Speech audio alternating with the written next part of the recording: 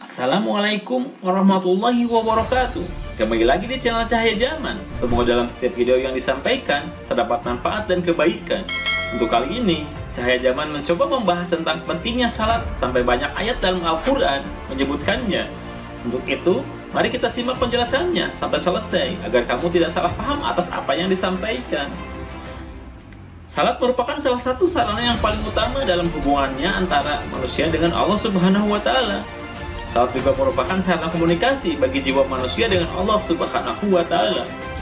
Salat juga mempunyai kedudukan yang sangat penting dan mendasar dalam Islam yang tidak bisa disejajarkan dengan ibadah-ibadah yang lain. Salat seringkali disebutkan dalam Al-Quran diantaranya.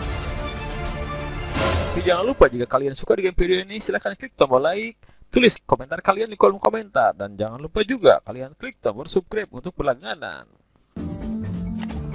Quran Surat At-Taubah ayat 18.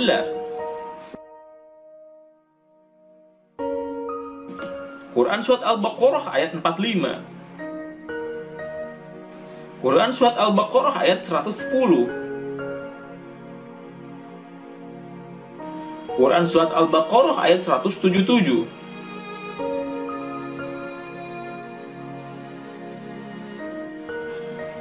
Quran Surat Ar-Ra'd ayat 22.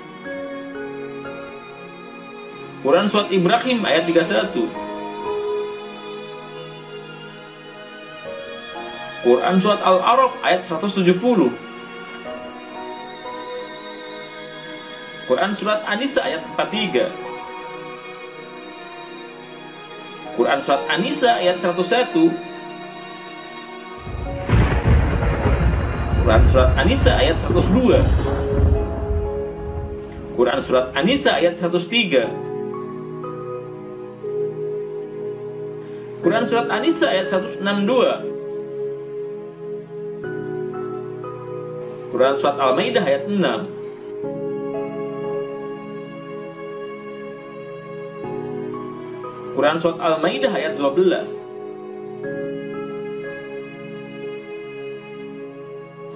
Quran Surat Hud ayat 114.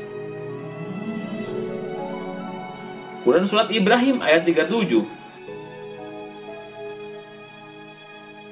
Quran Surat Ibrahim ayat 40. Quran Surat Al-Hijr ayat 98.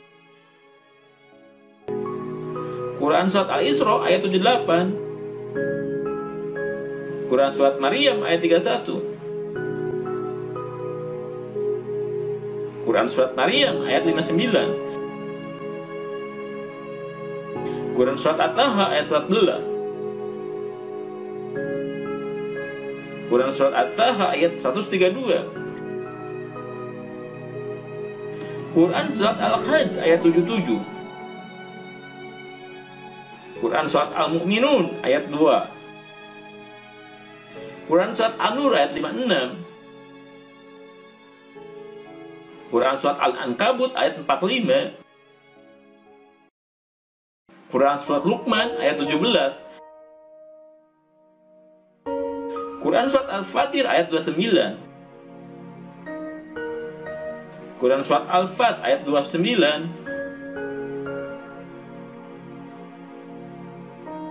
Quran Surat Al-Bainah ayat 5. Dari sekian ayat dalam surat-surat yang terdapat dalam Al-Quran tersebut menunjukkan betapa pentingnya kedudukan salat dalam kehidupan. Di antara pentingnya salat dalam kehidupan adalah sebagai berikut. Salat adalah tolak ukur amal yang berarti bahwa kualitas amal seseorang ditentukan oleh salatnya. Hal ini seperti disebutkan dalam hadis Rasulullah SAW yang diriwayatkan oleh Abu Daud dan Tirmizi. Hal pertama yang akan dihisab kelak di hari pembalasan adalah salat. Apabila baik salatnya, maka baik pula amal-amalannya. Dan apabila salatnya rusak, maka akan rusak pula amal-amal lainnya. Salat adalah tiang agama. Hal ini disebutkan dalam hadis Rasulullah SAW yang diriwayatkan oleh Baihaqi. Salat itu adalah tiang agama. Maka barang siapa yang mendirikannya, maka sungguh ia telah mendirikan agama. Dan barang siapa yang meninggalkannya, maka sungguh ia telah merubuhkan agama. Salat adalah kunci surga.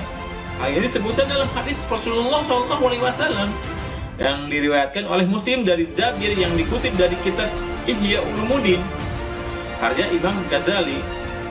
Salat merupakan perintah langsung dari Allah Subhanahu wa Ta'ala dan perantara malaikat pada Nabi Muhammad SAW ketika perjalanan Isra dan Mi'raj.